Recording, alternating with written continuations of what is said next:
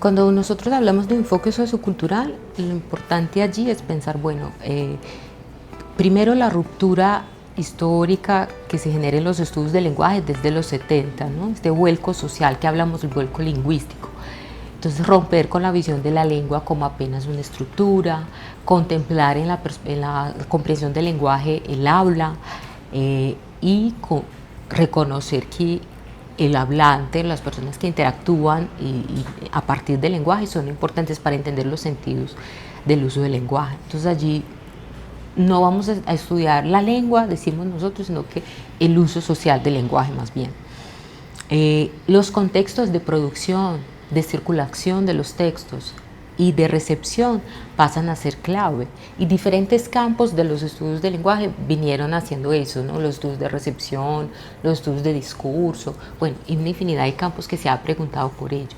Pero cuando entonces estamos hablando de un enfoque sociocultural, es reconocer la sociedad, la cultura, la historia, y que eso tiene una implicación en la manera que yo uso el lenguaje aquí y ahora.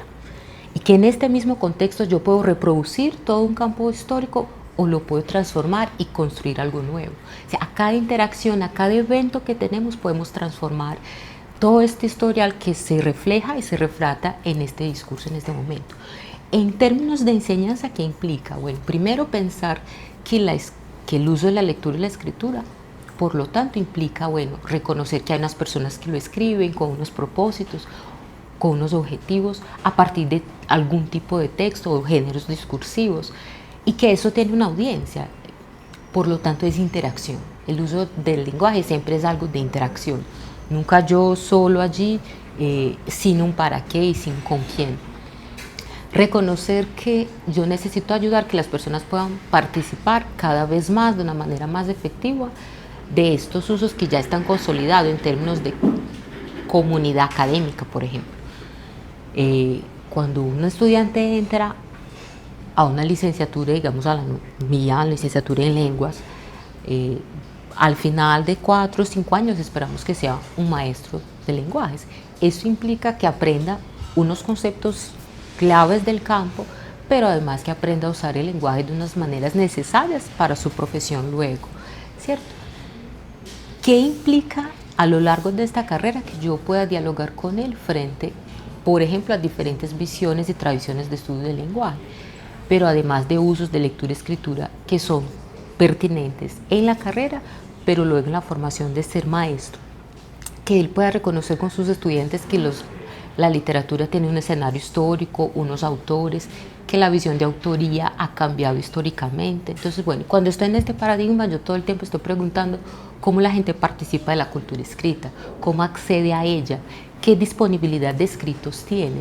Entonces, eso, vertiendo a la docencia, los estudios de Judith Kalman, por ejemplo, que es una investigadora mexicana, creo que ha aportado mucho en ello. A partir de ella va a trabajar con 2 nociones que me parecen muy interesantes, que es disponibilidad y acceso.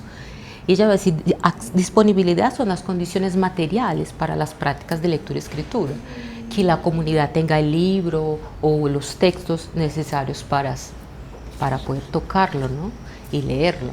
Y el acceso, que serían las condiciones sociales, que además de estar allí, que yo tenga unas necesidades e interés para llegar a él. Cuando uno se pone esta pregunta frente a la enseñanza, pasa, por ejemplo, a indagarse por cómo monto mi plan de estudio, mi programa de curso, a lo largo del semestre, cómo organizo las unidades o los ejes problemáticos, o en fin, o los ejes temáticos que voy a desarrollar. Cada tema, qué lecturas, qué videos, qué diferentes otros textos pongo. Puedo leer periódicos, puedo leer hip hop, letras de poesía, o sea, yo puedo leer muchas cosas. ¿Qué voy a leer? Pero ya cuando defino esas lecturas, ¿qué voy a hacer con ellas? ¿Qué actividades voy a hacer para poder reproducir un poco la participación de la vida real en este escenario? Cuando yo leo, yo tengo un propósito claro, explícito, objetivo, allí, que me mueve el interés. Tengo además un escenario en que voy a leer que es claro para mí. Entonces, como en la clase también los estudiantes pueden tener conciencia con el profesor de qué van a hacer aquí ahora y para dónde van. Eso implica que el profesor sea mucho más explícito de lo que hemos venido siendo en las clases. Presentar un programa de curso, con un cronograma claro, con unos temas claros, con unas lecturas claras, pero además las actividades que cada texto exigirá, con unas rúbricas claras. Entonces, si hay quiz, ¿qué quiero cobrar en el quiz? Si voy a hacer evaluación, una prueba, ¿qué quiero cobrar allí? Si es trabajo, si pido un ensayo, por ejemplo, el súper gran ejemplo de las prácticas veladas del misterio son el ensayo. El ensayo y experiencias de práctica que he tenido es muy interesante, un trabajo que hicimos con la Facultad de Ciencias Humanas. Ellos hicieron concursos sobre ensayo, a propósito de la profesora María Teresa Uribe, y nos pidieron que colaboráramos con los estudiantes practicantes de una línea de práctica que luego dio emergencia con el CLEO, que les apoyáramos a trabajar con los estudiantes qué era el ensayo y qué escribían el ensayo. La Facultad de Ciencias Sociales tiene psicología, historia, trabajo social, creo que antropología, de pronto me falta algún programa, pero de esos indagábamos con los profesores, bueno, y con los estudiantes, ¿qué es ensayo en su programa? Cada programa tenía una visión de qué era ensayo. Y luego veíamos con los estudiantes que realmente algunos profesores, ellos se dan cuenta que era ensayo en la cabeza del profesor, cuando ya recibían la nota, que era mala o buena, pues ahí entendía un poco más, pero realmente hay una cierta ruptura, un hito ahí entre la visión expectativa que tiene el docente de ensayo y la del estudiante. Eso se podría acercar y disminuir si fuéramos más explícitos frente a, bueno, ¿qué es ensayo para mí y qué voy a evaluar en este trabajo? Vean los criterios, cuáles son los pesos que se va a evaluar allí y cómo permitir que los estudiantes que tienen menos tradición letrada puedan apropiarse de una manera más placentera, más tranquila y menos traumática de esos usos de la escritura académica. La misma Teresa Lilis, que habla de este concepto de prácticas institucionales del misterio, también tiene un componente grande sobre ensayo, hablando de ello. O sea, hay expectativas distintas, no hay claridad de lo que es. Realmente a veces los profesores piden porque quieren cualquier trabajo final, no hay una claridad de qué es. Entonces pone la palabra ensayo. Pero realmente deberíamos ir especializando un poco más. Y traigo a colación otro ejemplo que me parece muy interesante, que es la Facultad de Comunicaciones con el pregrado de Periodismo, aquí en la de Antioquia. La posibilidad de trabajos de grado que tienen los estudiantes son las diferentes posibilidades de escritura en la vida profesional que van a hacer.